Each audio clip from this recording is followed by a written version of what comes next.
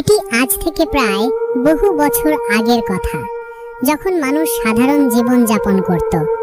একটি ছোট গ্রামে আবিদ নামের এক যুবক বাস করত। সে আল্লাহর উপর অগাধ বিশ্বাস রাখত এবং রুজি রোজগারের জন্য দিনমজুরের কাজ করত। তার বিশ্বাস ছিল যে যা তকদিরে লেখা আছে সেটাই সে পাবে। আবিদের জীবন খুব সাধারণ এবং শান্তিময় ছিল। সে প্রতিদিন খুব ভোরে উঠে আল্লাহর নাম নিত, ওযু করে ফজরের নামাজ আদায় করত এবং তারপর কাজের জন্য বেরিয়ে পড়ত।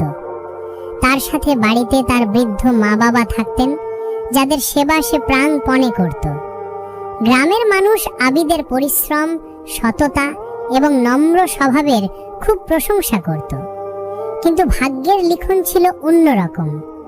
একদিন গ্রামে এই খবর দ্রুত ছড়িয়ে পড়ল যে বাদশাহর উজির নিকটবর্তী এলাকাগুলো সফর করছেন এবং যুবকদের সেনাবাহিনীতে ভর্তি করা হবে।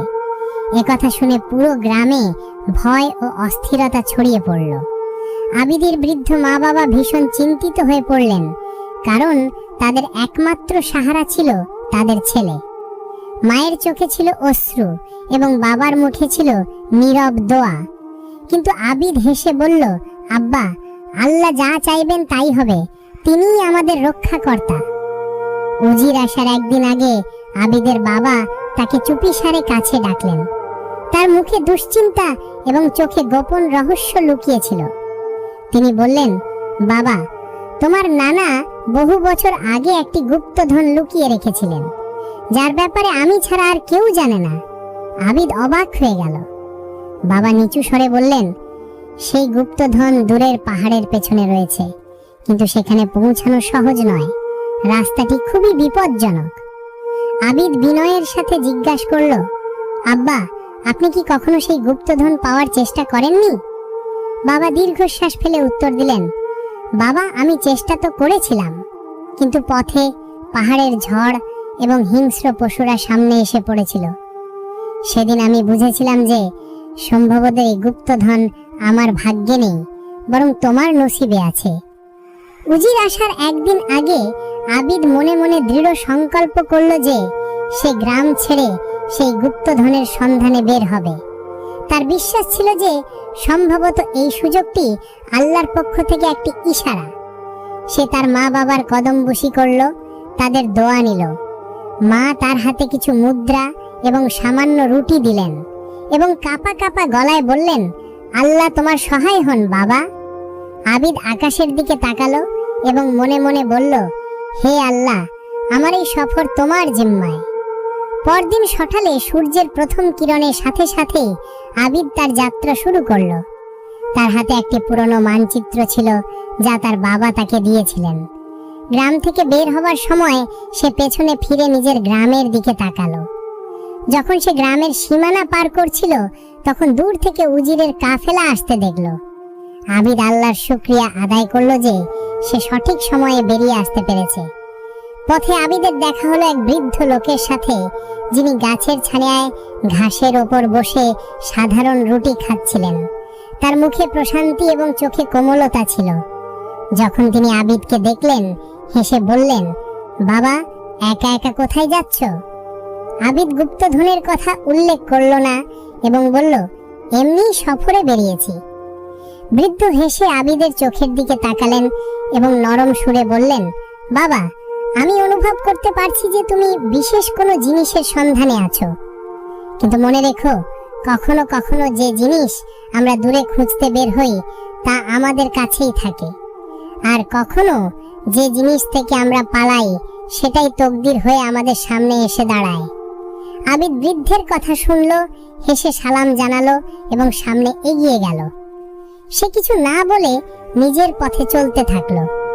কিছুটা দূরে গিয়ে সে একটি দূর রাস্তার মোড়ে পৌঁছালো। একটি সোজা ও সহজ পথ, অন্যটি কঠিন ও পাহাড়ি পথ। সে মানচিত্রের দিকে তাকালো, যেখানে পাহাড়ি পথটি নির্দেশ করা ছিল। আবিদ নির্ভয়ে বলল, আল্লাহর উপর ভরসা আছে, তকদিরে যা লেখা আছে তাই হবে। আবিদ আল্লাহর নাম নিয়ে পাহাড়ি পথে পা রাখল। পথ কঠিন ছিল, কিন্তু তার মনোবল ছিল দৃঢ়। সূর্য ধীরে ধীরে পাহাড়ের আড়ালে অস্ত যেতে শুরু করলে সে ভাবল যে রাত কাটানোর জন্য কোনো নিরাপদ জায়গা খুঁজতে হবে। কিছুটা পথ চলার পর সে উপত্যকার ধারে অবস্থিত একটি ছোট গ্রাম দেখতে পেল। তার মনে কৃতজ্ঞতার অনুভূতি জাগলো এবং সে বলল, আল্লাহ সত্যি তার বান্দাদের কখনো একা ছাড়েন না। গ্রামে পৌঁছাতেই আবিদ দেখল সেখানে হট্টগোল চলছে। লোকজন একটি কুয়োর চারপাশে জড়ো হয়েছে এবং চিৎকার চেঁচামেচি হচ্ছে। জানা গেল যে একটি ছোট্ট শিশু কুয়োতে পড়ে গেছে এবং সবাই তাকে বের করার চেষ্টা করছে, কিন্তু কেউ সাহস করতে পারছে না। আবিদ এক মুহূর্ত দেরি না করে নিজের মালপত্র মাটিতে রাখলো এবং সোজা কুয়োতে নেমে গেল। লোকজন অবাক হয়ে গেল যে একজন অপরিচিত ব্যক্তি এত সাহস কিভাবে দেখাতে পারে। অনেক চেষ্টার পর আবিদ শিশুটিকে নিজের বাহুতে আগলে ধরে উপরে পৌঁছে দিল। গ্রামবাসীরা খুশিতে নেচে উঠল। শিশুটির বাবা মায়ের চোখ দিয়ে কৃতজ্ঞতার অশ্রু বইতে লাগলো। শিশুটি ছিল গ্রামের সর্দারের ছেলে। সর্দার আবিদকে বুকে জড়িয়ে ধরলেন এবং বললেন, বাবা, তুমি আজ আমাদের জন্য জানের চেয়েও দামি জিনিস বাঁচিয়েছো। আজ রাতে আমাদের অতিথি হও। কাল সকালে তোমাকে সম্মানের সাথে বিদায় জানানো হবে। রাতের খাবারের পর যখন সবাই বিশ্রাম নিচ্ছিল, সর্দার আবিদকে কাছে ডাকলেন এবং নম্রভাবে জিজ্ঞাসা করলেন, হে যুবক, তুমি কোথায় যাচ্ছ এবং কেন? আবিদ কিছুক্ষণ ভাবল, তারপর সত্য বলার সিদ্ধান্ত নিল। সে পূর্ণ বিশ্বাসের সাথে নিজের গল্প শোনালো এবং গুপ্তধনের কথা উল্লেখ করল। সর্দার নীরবে সব শুনলেন, তারপর বললেন, বাবা, আমি সেই গুপ্তধনের ব্যাপারে জানি। আবিদ অবাক হয়ে গেল। সর্দার বললেন, তোমার নানা এবং আমার বাবা খুব ভালো বন্ধু ছিলেন। সেই গুপ্তধন সোনা দানা নয়, বরং একটি আমানত, একটি পুরানো এবং মূল্যবান বই যাতে জ্ঞানের মুক্ত লুকিয়ে আছে। সর্দার আরো বললেন, তোমার নানা অনেক বড় আলেম ছিলেন। তার ভয় ছিল যে তার জ্ঞান যেন ভুল হাতে চলে না যায়, তাই সে বইটি লুকিয়ে রেখেছিলেন। সেটা কেবল সেই পেতে পারে যার হৃদয়ে সত্যিকারের ঈমান এবং ধৈর্য আছে। আবিদ এখন আরো প্রভাবিত হলো। সে জিজ্ঞাসা করল, আপনি কি জানেন সেই বইটি কোথায় আছে? সর্দার বললেন, হ্যাঁ, কিন্তু পথটি বিপজ্জনক। তোমাকে একটি জঙ্গল পার হতে হবে, তারপর একটি গুহায় পৌঁছাতে হবে। পরদিন সকালে সর্দার আবিদকে একটি নতুন মানচিত্র এবং কিছু খাবার দিলেন। তিনি বললেন, আমার ছেলে তোমার সাথে জঙ্গল পর্যন্ত যাবে, এরপর তোমাকে একাই যেতে হবে। আবিদ এবং সর্দারের ছেলে জামিল জঙ্গলের দিকে রওনা হলো। পথে জামিল জিজ্ঞাসা করলো, তুমি কি সত্যি সেই গুপ্তধন পেতে চাও? কেন? আবিদ হেসে উত্তর দিল, আমার বিশ্বাস আল্লাহ আমাকে এই উদ্দেশ্যেই এই পথে পাঠিয়েছেন। জঙ্গলের কিনারে পৌঁছে জামিল আবিদকে একটি তাবিজ দিল এবং বলল, এটি তোমাকে রক্ষা করবে। যদি কখনো বিপদে পড়ো তবে আল্লাহর নাম নিও এবং এই তাবিজটি স্পর্শ করো। আবিদ ধন্যবাদ জানালো এবং জঙ্গলে প্রবেশ করলো। সে জানতো না যে সামনে কোন পরীক্ষা তার জন্য অপেক্ষা করছে। জঙ্গলটি ছিল ঘন এবং অন্ধকার। আবিদকে প্রতিটি কদম সাবধানে ফেলতে হচ্ছিল। সূর্যের আলো গাছের ডালের ফাঁক দিয়ে নিচে পড়ছিল। সে মানচিত্র দেখল এবং সোজা চলতে থাকলো। অদ্ভুত সব আওয়াজ শোনা যাচ্ছিল, কিন্তু সে আল্লাহর নাম নিতে নিতে এগিয়ে চলল। দুপুরের সময় আবিদ একটি ঝর্ণার কাছে থামল। হঠাৎ একটি নেকড়ে বাঘ সামনে এসে পড়ল। তার হৃদস্পন্দন বেড়ে গেল। সে তাবিজটি স্পর্শ করল এবং আল্লাহর নাম নিল। অবাক করা বিষয় ছিল যে নেকড়েটি তার দিকে তাকিয়ে রইল এবং তারপর শান্তভাবে সেখান থেকে চলে গেল। সন্ধ্যা ঘনাতে শুরু করেছিল। আবিদের রাত কাটানোর জন্য কোনো নিরাপদ জায়গার প্রয়োজন ছিল। সে একটি পুরনো গাছ দেখল যার গুড়িতে ফাঁকা জায়গা ছিল। সে সেখানেই লুকিয়ে পড়ল। সারা রাত ভয়ঙ্কর আওয়াজ আসতে থাকলো, কিন্তু আবিদ সূরা নাস পড়ল এবং শান্তিতে ঘুমিয়ে পড়ল। সকাল হলে আবিদ দেখল যে সেই গাছটি এক বৃদ্ধ লোকের বাড়ির কাছেই ছিল। বৃদ্ধ বাইরে এলেন এবং বললেন, বাবা, এই নির্জন জঙ্গলে রাত কাটানোর সাহস তুমি কিভাবে পেলে? আবিদ হেসে বলল, যে আল্লাহর উপর ভরসা করে সে কখনো নিরাশ হয় না। বৃদ্ধ হেসে বললেন, এসো বাবা, নাস্তা করো। তিনি তাকে নিজের বাড়িতে নিয়ে গেলেন। খাওয়ার পর আবিদ তার সফরের উদ্দেশ্য জানালো। বৃদ্ধ কিছুক্ষণ চুপ করে রইলেন, তারপর বললেন, আমি তোমার নানার বন্ধু ছিলাম। সেই বইটি অত্যন্ত মূল্যবান, কিন্তু সেটি পেতে হলে তোমাকে একটি বড় পরীক্ষার মধ্য দিয়ে যেতে হবে, বৃদ্ধ জানালেন। সামনে একটি রাস্তায় তুমি তিনজন মুসাফিরের দেখা পাবে, একজন ধনী, একজন আলেম এবং একজন ফকির। তিনজনই তোমার সাহায্য চাইবে, কিন্তু তুমি কেবল একজনকে সাহায্য করতে পারবে। এটাই হবে তোমার ভাগ্যের পরীক্ষা। আবিদ জিজ্ঞেস করলো, আমি কিভাবে ঠিক করব যে কার সাহায্য করব? বৃদ্ধ হেসে বললেন, তোমার মনের কথা শোনো।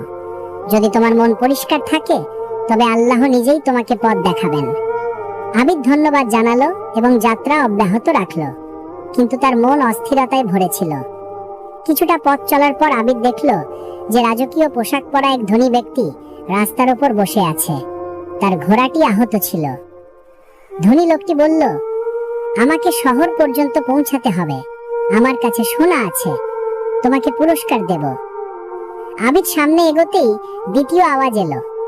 এক বৃদ্ধ আলেম ভারী বইপত্র নিয়ে দাঁড়িয়েছিলেন।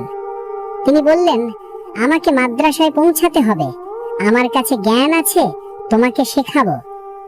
আবিদ ভাবছিলই এমন সময় তৃতীয় আওয়াজ এলো। এক অসুস্থ ফকির মাটিতে পড়েছিল। সে দুর্বল কণ্ঠে বলল, আমার পানি চাই, আমি মারা যাচ্ছি। আবিদের সামনে তিনটি পথ ছিল, সম্পদ, জ্ঞান এবং মানবতা।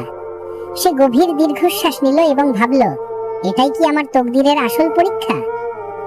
আবিদ কিছুক্ষণ ভাবল, তারপর ফকিরের দিকে গেল এবং নিজের পানির মশক তার ঠোঁটে ধরল। ফকির পানি পান করতেই তার চোখে নতুন জীবনের আলো ফুটে উঠল। ধনী ও আলেম দুজনেই হতাশ হয়ে সেখান থেকে চলে গেল। ফকির আবিদকে দোয়া দিল। পানি পান করার পর ফকির বলল, তোমার এই ভালো কাজ বৃথা যাবে না। তুমি সম্পদ ও জ্ঞানের বিনিময়ে একটি প্রাণ বাঁচিয়েছ। আবিদ বিনয়ের সাথে বলল, আমি তাই করেছি যা আল্লাহর পছন্দ। ফকির হাসল এবং বলল, তুমি সঠিক পথেই আছো বাবা। ফকির আবিদকে একটি ছোট পাথর দিয়ে বলল, এটি নিজের কাছে রেখো।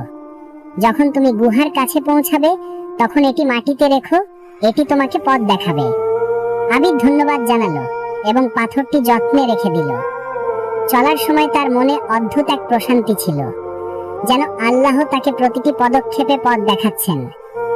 জঙ্গল থেকে বের হতেই আবিদ দূরে পাহাড়ি এলাকা দেখতে পেল। মানচিত্র অনুযায়ী তাকে পাহাড়ের পেছনে যেতে হতো, যেখানে গুহাটি ছিল। রাস্তাটি ছিল খুব কঠিন এবং পিছিল।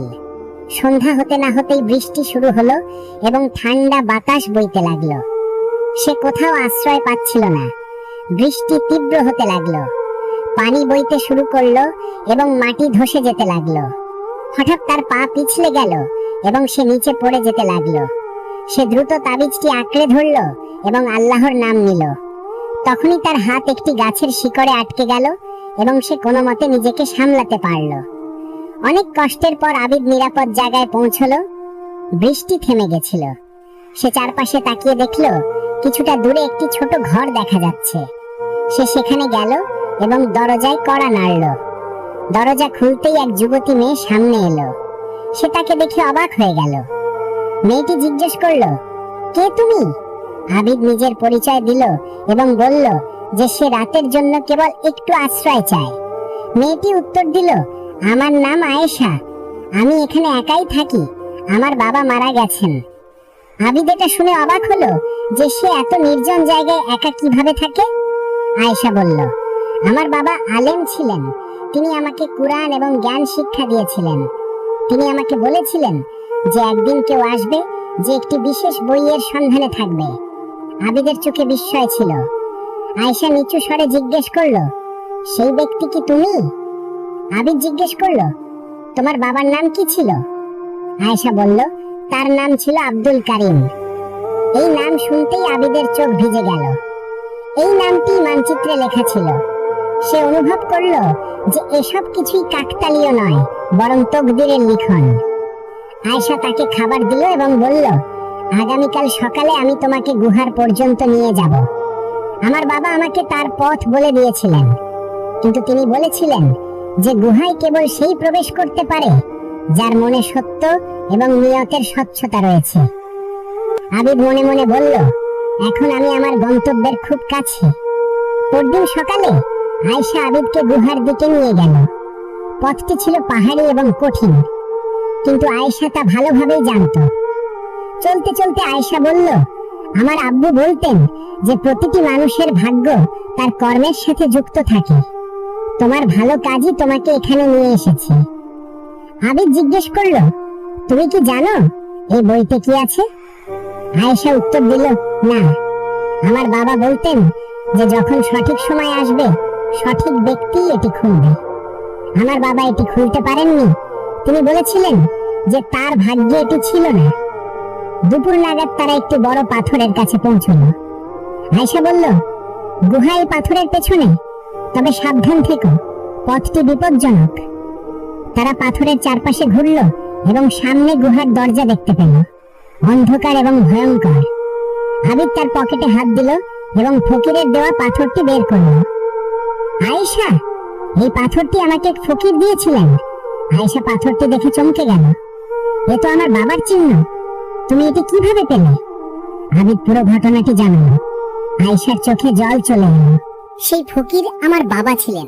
তিনি তোমার পরীক্ষা নিচ্ছিলেন। তিনি অতীতেও অন্যের রূপ ধারণ করতে পারতেন। এটা আল্লাহর কুদরত। তিনি এখনো আমাদের সাহায্য করছেন। আবিদ অবাক হয়ে গেল। আয়েশা বলল, আমার বাবা মৃত্যুর আগে বলেছিলেন যে আমার আত্মা সেই পথেই থাকবে যেখান দিয়ে বইটির প্রকৃত হকদার যাবে। আবিদ গুহায় প্রবেশ করল। সেখানে অন্ধকার ছিল, কিন্তু আয়েশা মশাল জ্বালালো। তারা ভেতরে গিয়ে দেখল যে সেখানে অনেকগুলো রাস্তা রয়েছে। আবিদ পাথরটি মাটিতে রাখল। পাথরটি জ্বলজ্বল করতে শুরু করলো এবং একটি রাস্তা আলোকিত হয়ে উঠল। তারা আলোকিত পথে চলতে লাগলো। হঠাৎ মাটি কেঁপে উঠল এবং একটি পাথর পড়তে শুরু করলো। আবিদ দ্রুত আয়েশাকে বাঁচালো এবং নিজে আহত হলো। আয়েশা ভয় পেয়ে গেল, কিন্তু আবিদ বলল, চিন্তা করো না, আমার বিশ্বাস আমরা পৌঁছে যাব। অবশেষে তারা গুহার ভেতরে একটি কক্ষে পৌঁছালো, যেখানে একটি পাথরের টেবিলের ওপর একটি পুরনো বই রাখা ছিল। কক্ষে মশাল জ্বলছিল। আবিদ অবাক ছিল, এই মশালগুলো কে জ্বালালো? আয়েশা বলল, এটি আল্লাহর নিদর্শন যে তুমি সঠিক সময় এসেছো। আবিদ বইটির দিকে হাত বাড়ালো, কিন্তু বই খোলার আগেই সে থেমে গেল। বইটির ওপর একটি অদ্ভুত তালা ছিল। তালাটির ওপর লেখা ছিল, এটি কেবল সেই খুলতে পারবে যে পৃথিবীর সবচেয়ে বড় ধন পেয়েছে। আবিদ ভাবনায় পড়ে গেল, পৃথিবীর সবচেয়ে বড় ধন কি হতে পারে? আবিদ এবং আয়েশা অবাক হয়ে তালাটির দিকে তাকিয়েছিল। আবিদ ভাবল, পৃথিবীর সবচেয়ে বড় ধন কি হতে পারে? আয়েশা বলল, আমার বাবা প্রায়ই বলতেন যে ধন সম্পদ সোনা রূপা নয়, বরং অন্য কিছু। আবিদ চোখ বন্ধ করলো এবং ভাবতে লাগলো। হঠাৎ আবিদ বুঝতে পারল, পৃথিবীর সবচেয়ে বড় ধন হলো ঈমান। সে এই কথা বলে তালাটি স্পর্শ করলো এবং বিসমিল্লাহির রহমানির রহিম পড়ল। আশ্চর্যের বিষয় হলো, তালাটি খুলে গেল। আয়েশার চোখে খুশির অশ্রু ছিল। আমার আব্বু সবসময় বলতেন যে ঈমানই হলো আসল ধন। আবিদ বইটি খুলল। তাতে পবিত্র কোরআনের তাফসীর, চিকিৎসা শাস্ত্র, গণিত এবং বহু জ্ঞানের ভান্ডার ছিল। সেই পৃষ্ঠাগুলিতে আবিদের নানা তার সমস্ত জ্ঞান লিখে রেখেছিলেন। শেষ পৃষ্ঠায় লেখা ছিল, আমার এই ধন তার জন্য যাকে আল্লাহ মনোনীত করেছেন। আবিদ পড়তে থাকলো এবং জানতে পারল যে সেই বইয়ে আরোগ্যের পদ্ধতি, প্রজ্ঞার মুক্তা এবং এমন সব রহস্য ছিল যা সাধারণ মানুষের উপকারে আসতে পারে। শেষ পৃষ্ঠায় একটি বার্তা ছিল, এই জ্ঞান ছড়িয়ে দিও, কিন্তু কেবল সৎ মানুষের মধ্যে, যাতে এটি ভুল হাতে না যায়। হঠাৎ গুহা কাঁপতে লাগলো। পাথর পড়তে শুরু করলো। আবিদ বইটি তুলে নিল এবং আয়েশার হাত ধরে দৌড় দিল। তারা কোনো মতে বাইরে বের হতেই গুহার দরজা বন্ধ হয়ে গেল। আবিদ বলল, আল্লাহর শুকরিয়া যে আমরা নিরাপদ। এখন আমাদের বাড়ি ফিরে যেতে হবে। পথে আয়েশা আবিদকে বলল, তুমি আমার সাথে আমার বাড়িতে চলো। আবিদ বলল, না, আমাকে আমার বাবা মায়ের কাছে যেতে হবে, তাদের সেবা করতে হবে। আয়েশা হতাশ হলো। আবিদ বলল, কিন্তু তুমি একা থাকবে না, আমি তোমাকে আমার গ্রামে নিয়ে যাব। আবিদ ও আয়েশার গ্রামে পৌঁছাতে 1 সপ্তাহ লাগলো। যখন তারা পৌঁছালো, আবিদ অবাক হয়ে গেল। পুরো গ্রাম বদলে গেছিল। সেখানে সেনা ক্যাম্প বসানো হয়েছিল। এক বৃদ্ধ লোক জানালেন যে বাদশার উজির সমস্ত যুবকদের সেনাবাহিনীতে ভর্তি করে নিয়েছে। যারা বেঁচে গেছে তারা পালিয়ে গেছে। আবিদের বাবা মায়ের ঘর খালি ছিল। প্রতিবেশীরা জানালো যে তাদের শহরে নিয়ে যাওয়া হয়েছে। আবিদ চিন্তায় পড়ে গেল। আয়েশা বলল, চিন্তা করো না, আমরা তাদের খুঁজে বের করব। তারা শহরের দিকে রওনা হলো, বইয়ের জ্ঞান ব্যবহার করে মানুষের সাহায্য করতে করতে। শহরে পৌঁছে জানা গেল যে সেখানে মহামারী ছড়িয়ে পড়েছে। আবিদ বই থেকে আরোগ্যের পদ্ধতি বের করলো এবং রোগীদের চিকিৎসা শুরু করলো। তার সুখ্যাতি ছড়িয়ে পড়ল। বাদশার কানেও খবর পৌঁছালো। তাকে ডেকে পাঠানো হলো এবং সে বাদশার অসুস্থ ছেলেকেও সুস্থ করে তুলল। বাদশা খুশি হয়ে আবিদকে বললেন, যা চাও চেয়ে নাও। আবিদ তার বাবা মাকে খুঁজে বের করার অনুরোধ করল। যখন বাবা মা মিলল, তারা জানালেন যে তারা আবিদকেই খুঁজছিলেন। আবিদ বুঝল যে ভাগ্যের লিখন মিলবেই। সে আয়েশাকে বিয়ে করল এবং জ্ঞান ছড়িয়ে দিতে লাগলো। এটা বুঝে যে আসল ধন হলো ঈমান, জ্ঞান এবং সৎকর্ম। ভাগ্যের লেখন পাওয়া যায় ঠিকই, কিন্তু এটি আমাদের কর্মের সাথে যুক্ত। আবিদের গল্প আমাদের শেখায় যে পৃথিবীর আসল সম্পদ সোনা রূপা নয়, বরং ঈমান, জ্ঞান এবং সৎকর্ম। যখন আমরা আল্লাহর ওপর ভরসা করি এবং অন্যদের সাহায্য করি, তখন পথ নিজে থেকেই খুলে যায়। সর্বদা মনে রেখো, পরীক্ষার পরেই মানুষ তার গন্তব্য খুঁজে পায় এবং যা ভাগ্যে লেখা আছে তা আমরা অবশ্যই পাই, কিন্তু তার জন্য ধৈর্য, পরিশ্রম এবং সৎ উদ্দেশ্য জরুরি। আসল সফলতা দুনিয়াতে নয়, বরং মানুষের চরিত্রে নিহিত। বন্ধুরা, আশা করি আপনাদের এই গল্পটি ভালো লেগেছে। যদি ভালো লেগে থাকে তাহলে অবশ্যই একটি লাইক দেবেন এবং আমার চ্যানেল সাবস্ক্রাইব করতে ভুলবেন না। আপনাদের সমর্থন আমার কাছে খুব মূল্যবান। আল্লাহ আপনাদের সবাইকে সবসময় সুখে রাখুন, সুস্থ রাখুন। আপনার এবং আপনার পরিবারের ওপর তার রহমত বর্ষণ করুন এবং আপনার জীবনে বরকত দান করুন। দেখা হবে আরেকটি গল্পের সাথে। ততক্ষণ পর্যন্ত আল্লাহ হাফেজ।